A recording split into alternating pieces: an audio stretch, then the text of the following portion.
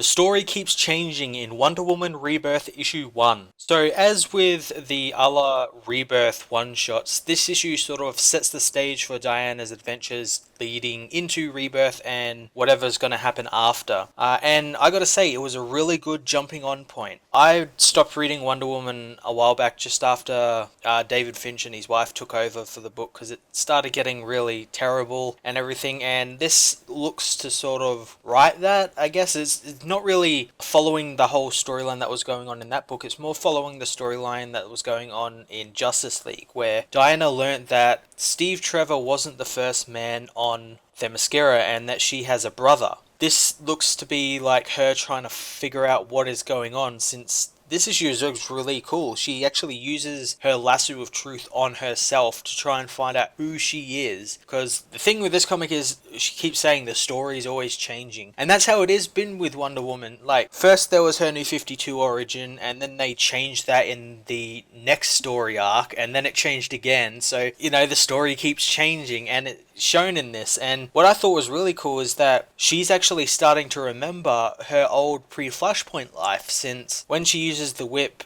she finds out that she's being deceived and everything, and not everything is what it seems to be. And when she smashes this mirror, there's like fragments of parts of, you know, the New 52, the old pre-Flashpoint universe. There was one where she was from the, I think it was from the Infinite Crisis storyline, where she was blinded and had Medusa's head and everything. There was her with Superman in the pre-Flashpoint. There was all these different times and everything. And again, it's that whole story is always changing thing. Yeah, it was pretty cool. She ends up going back to Olympus to find out what's going on, but something's happening in Olympus that she needs to find out what is happening. Like, it's actively fighting against her because she's, I guess, learnt the truth and everything. So yeah, this looks really cool. And what was really cool is that this book is actually being broken up into two different storylines, one set in past and one set in the present, which I think is really brilliant, because if you want to only follow one of the storylines, you can follow one of the storylines. And if, yeah, it is really an interesting way to do this book, and I'm wondering if this is a success, whether we'll see this in more books. Like, we'll have, like, you know, a Batman one where it's set in the present and the past, and a Superman one set in the present and the past.